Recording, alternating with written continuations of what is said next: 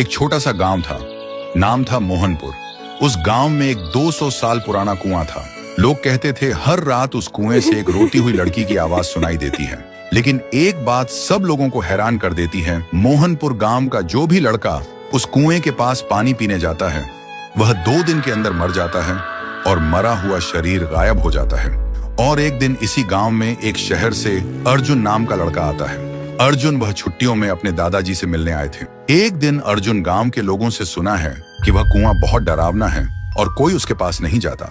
लेकिन अर्जुन सोचते हैं डर सिर्फ अंधविश्वास है और कुछ भी नहीं।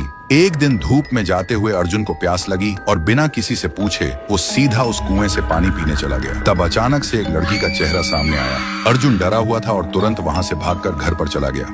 उस रात उसे नींद नहीं आती। हर समय उसे लगता है कोई उसे देख रहा है और कोई बुला रहा है। अब उसे भी डर लगने लगा था। फिर सुबह अर्जुन ने एक बुजुर्ग से पूछा, चाचा ये कुआं इतना डरावना क्यों है? चाचा ने बोला, यह कुआं बहुत पुराना है।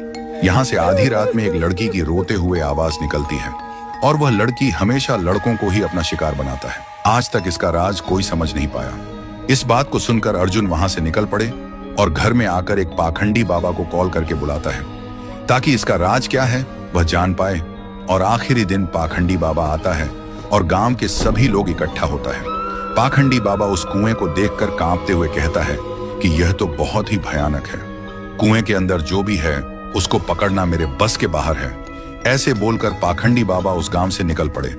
ऐसी स्थिति में गांव वाले का डर और भी बढ़ जाता है। अर्जुन के मन में सवाल उठते हैं कि उस दिन मैंने जो देखा क्या वह मेरा वहम था, और आज तांत्रिक ने क्या देखा जो डर के भाग गया। आखिरी दिन अर्जुन आधी रात में कुएं के पास एक पेड़ के पीछे छुप जाता है। अर्जुन देखा है कि कुएं के अंदर से एक अजीब सा रोने वाला लड़की का आवाज सुनाई देता है और तभी कुएं के अंदर से एक लड़की बाहर निकलती है।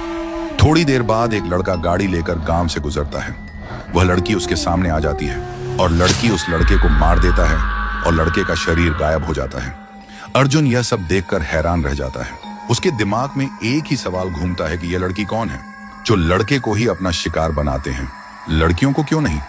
तो दोस्तों, अगर आपको जानना है कि उसे कुएं में वह लड़की कौन था और वह सिर्फ लड़कों को ही क्यों अपना शिकार बनाती है, तो कमेंट करो, पार्ट 2 चाहिए।